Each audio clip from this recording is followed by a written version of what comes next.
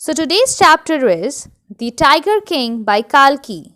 Before we start with the chapter, there is a question given in this chapter, that is, what is the general attitude of human beings towards wild animals? And with this question, we start our chapter. The Maharaja of Pratibandhapuram is the hero of this story.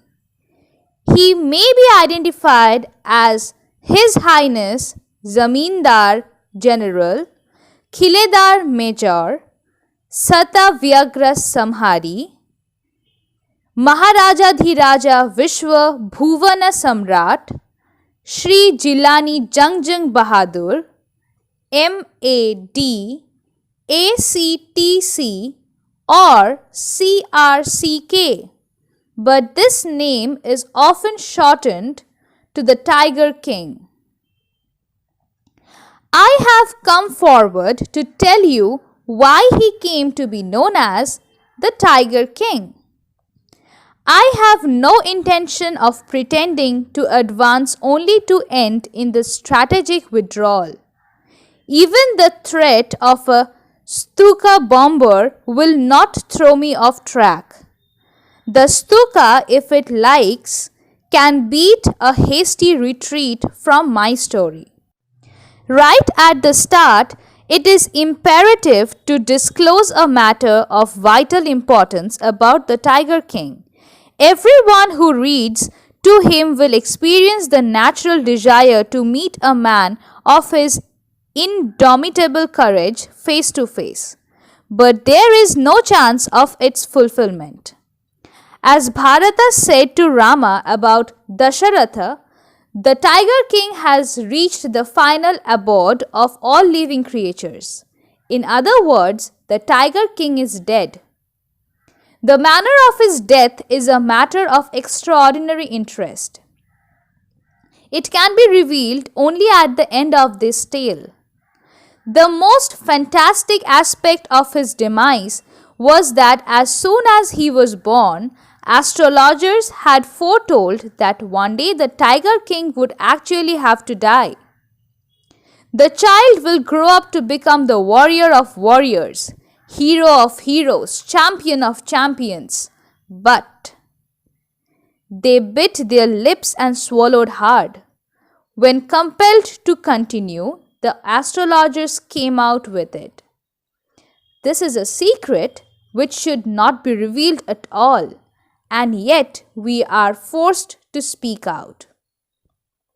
The child born under this star will one day have to meet its death. At that very moment, a great miracle took place. An astonishing phrase emerged from the lips of the 10-day-old Jilani Jungjung Bahadur. O wise prophets! Everyone stood transfixed in stupefaction. They looked widely at each other and blinked. O wise prophets! It was I who spoke. This time there were no grounds for doubt. It was the infant born just 10 days ago who had enunciated the word so clearly. The chief astrologer took off his spectacles and gazed intensely at the baby. All those who are born will one day have to die. We don't need your predictions to know that. There would be some sense in it if you could tell us the manner of that death. The royal infant uttered these words in his little squeaky voice. The chief astrologer placed his finger on his nose in wonder. A baby barely 10 days old opens its lips in speech. Not only that, it also raises intelligent questions. Incredible. Rather like the bulletins issued by the War Office that facts. The chief astrologer took his finger off his nose and fixed his eyes upon the little prince. The prince was born in the hour of the bull. The bull and the tiger are enemies. Therefore, death comes from the tiger, he explained. You may think that Crown Prince Jungjung Bahadur was thrown into a quake when he heard the word tiger. That was exactly what did not happen. As soon as he heard it pronounced, the crown prince gave a deep growl. Terrifying words emerged from his lips. Let tigers be aware. This account is only a rumor riff in Pratibandhapuram. But with hindsight, we may conclude it was based on some truth. Part 2. Crown Prince Jangjang Bahadur grew taller and stronger day by day. No other miracle marked his childhood days apart from the event already described. The boy drank the milk of an English cow, was brought up by an English nanny, tutored in English by an Englishman, saw nothing but English films, exactly as the crown princes of all the other Indian states did. When he came of age at 20, the state which had been with the courts of yards until then came into his hands. But everyone in the kingdom remembered the astrologer's prediction. Many continued to discuss the matter. Slowly it came to the Maharaja's ears. There were innumerable forests in the Pratibandhapuram state. They had tigers in them. The Maharaja knew the old saying, "You may kill even a cow in self-defense." There could certainly be no objection to killing tigers in self-defense. The Maharaja started out on a tiger hunt. The Maharaja was thrilled beyond measure when he killed his first tiger. He sent for the state astrologer and showed him the dead beast. "What do you say now?" he demanded. "Your Majesty may kill 99 tigers in exactly the same manner, but," the astrologer drawled. "But what? Speak without fear. But you must be very careful with the 100th tiger. What if the 100th tiger were also killed? Then I will tear up all my books on astrology, set fire to them, and I shall cut off my tuft, crop my hair short, and become an insurance agent." The astrologer finished on an incoherent note. Part 3. From that day onwards, it was celebration time for all the tigers inhabiting Pratibandhapuram. The state banned tiger hunting by anyone except the Maharaja. A proclamation was issued to the effect that if anyone dared to fling so much as a stone at a tiger, all his wealth and property would be confiscated. The Maharaja vowed he would attend all other matter only after killing the 100 tigers. Initially, the king seemed well set to realize his ambition. Not that he faced no danger. There were times when the bullet missed its mark, the tiger leapt upon him, and he fought the beast with his bare hands. Each time it was the Maharaja who won. At another time, he was in danger of losing his throne. A high-ranking British officer visited Pratibandhapuram. He was very fond of hunting tigers and fonder of being photographed with a tiger he had shot. As usual, he wished to hunt tigers in Pratibandhapuram, but the Maharaja was firm in his resolve. He refused permission. "I can organize any other hunt. You may go on a boar hunt. You may conduct a mouse hunt. We are ready for a mosquito hunt. But tiger hunt? That's impossible."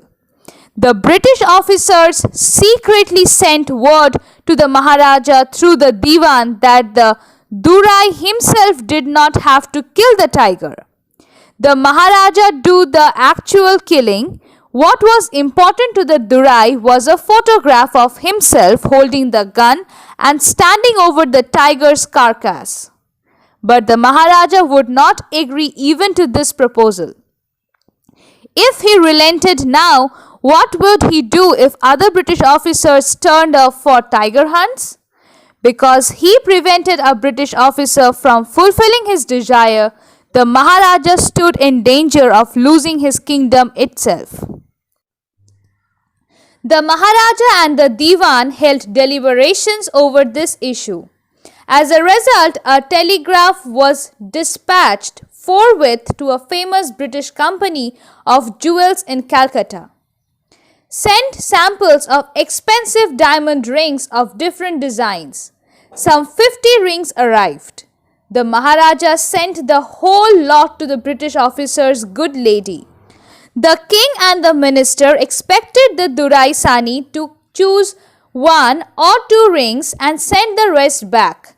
Within no time at all, the Durai Sani sent her reply, "Thank you very much for your gifts." In 2 days, a bill of 3 lakhs of rupees came from the British jewelers. The Maharaja was happy that though he had lost 3 lakh of rupees, he had managed to retain his kingdom. Unit 4. The Maharaja's tiger hunts continued to be highly successful. Within 10 years, he was able to kill 70 tigers. And then an unforeseen hurdle brought his mission to a standstill. The tiger population became extinct in the forest of Pratibandhapuram. Who knows whether the tigers practiced birth control or committed harakiri, or simply ran away from the state because they desired to be shot by British hands alone. One day the Maharaja sent for the Diwan. Diwan Sahib, unto aware of the fact that 30 tigers still remain to be shot down by this gun of mine, he asked, brandishing his gun. Shuddering at the sight of the gun, the Diwan cried out, "Your Majesty, I am not a tiger." "Which idiot would call you a tiger?" "No, and I am not a gun." "You are neither tiger nor gun, Diwan Sahib. I summoned you here for a different purpose. I have decided to get married." The Diwan began to babble even more. "Your Majesty, I have 2 wives already. If I marry you..." "Don't talk nonsense. Why should I marry you? What I want is a tiger." "Your Majesty, please think it over. Your ancestors were married to the sword. If you like, marry the gun. A tiger king is more than enough for this state. It does not need a tiger queen as well." The Maharaja gave a loud crack of laughter. "I am not thinking of marrying either a gun or a tiger, but a girl from the ranks of human beings. First, you may draw up statistics of tiger population in different native states. Next, you may investigate if there is a girl I can marry in the royal family of a state with a large tiger population." The Diwan followed his orders. He found the right girl from the state which possessed a large number of tigers. Maharaja Jung Bahadur killed 5 or 6 tigers each time he visited his father-in-law. In this manner, 99 tiger skins adorned the wall of the reception hall in the Pratibandhapuram palace. Part 5. The Maharaja's anxiety reached a fever pitch when there remained just 1 tiger to achieve its tally of 100. He had this one thought during the day and the same dream at the night. By this time, the tiger farms had run dry even in his father-in-law's kingdom. It became impossible to locate tigers anywhere. Yet, only one more was needed. If he could kill just that one single beast, the Maharaja would have no fears left. He could give up tiger hunting altogether. But he had to be extremely careful with that last tiger. What had the last chief astrologer said? Even after killing 99 tigers, the Maharaja should be aware of the 100th tiger. True enough, the tiger was a savage beast after all. One had to be wary of it. But where was the 100th tiger to be found? It seemed easier to find tiger's milk than a live tiger. Thus, the Maharaja was sunk in gloom. But soon came the happy news which dispelled that gloom. In his own state, sheep began to disappear frequently from a hillside village. It was first ascertained that this was not the work of the Khadir Milan Sahib or Virasami Naikar, both famed for their ability to swallow sheep whole. Surely a tiger was at work. The villagers ran to inform the Maharaja. The Maharaja announced a 3-year exemption from all taxes for that village and set out on the hunt at once. The tiger was not easily found. It seemed as if it had wantonly hid itself in order to flout the Maharaja's will. The Maharaja was equally determined. He refused to leave the forest until the tiger was found. As the days passed, the Maharaja's fury and obstinacy mounted alarmingly. Many officers lost their jobs. One day, when his rage was at its height, the Maharaja called the Diwan and ordered him to double the land tax forthwith. The people will become discontented, then your state too will fall a prey of the Indian National Congress. In that case, you may resign from your post, said the king. The Diwan went home convinced that if the Maharaja did not find the tiger soon, the results could be catastrophic. He felt life returning to him only when he saw the tiger which had been brought from the People's Park in Madras and kept hidden in his house. At midnight, when the town slept in peace, the Diwan and his aged wife dragged the tiger to the car and shoved it into the seat. The Diwan himself drove the car straight to the forest where the Maharaja was hunting. When they reached the forest, the tiger launched its satyagraha and refused to get out of the car. The Diwan was thoroughly exhausted in his efforts to haul the beast out of the car and pushed it down to the ground. On the following day, the same old tiger wandered into the Maharaja's presence and stood as if in humble supplication. Master, what do you command of me? It was a boundless joy that the Maharaja took careful aim at the beast. The tiger fell in a crumpled heap. I have killed the 100th tiger. My vow has been fulfilled. The Maharaja was overcome with elation. Ordering the tiger to be brought to the capital in grand procession, the Maharaja hastened away in his car. After the Maharaja left, the hunters went to take a closer look at the tiger. The tiger looked back at them, rolling his eyes in bafflement.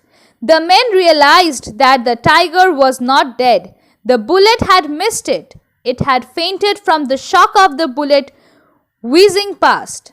The hunters wondered what they should do. They decided that the Maharaja must not come to know that he had missed his target.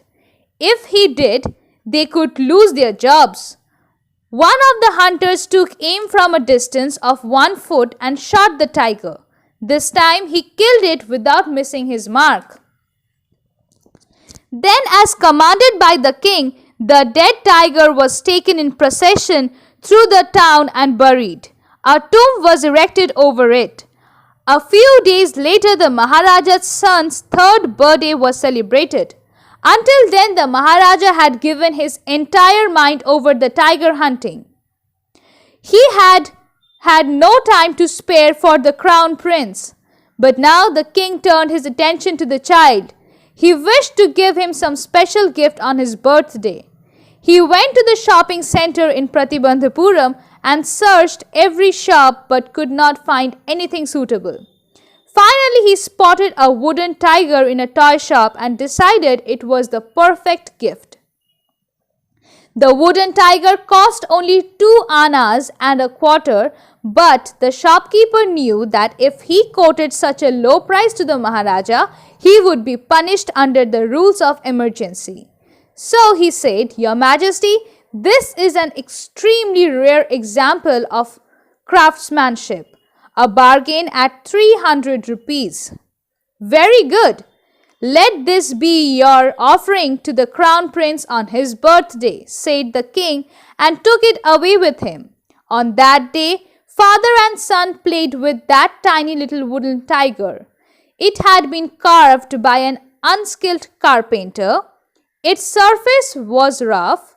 Tiny slivers of wood stood up like quills all over it. One of those slivers pierced the Maharaja's right hand. He pulled it out with his left hand and continued to play with the prince. The next day, infection flared in the Maharaja's right hand. In 4 days, it developed into a suppurating sore which spread all over the arm. 3 famous surgeons were brought in from Madras. After holding a consultation, they decided to operate. The operation took place. The 3 surgeons who performed it came out of the theater and announced the operation was successful. The Maharaja is dead. In this manner, the 100th tiger took its final revenge upon the Tiger King. Thank you.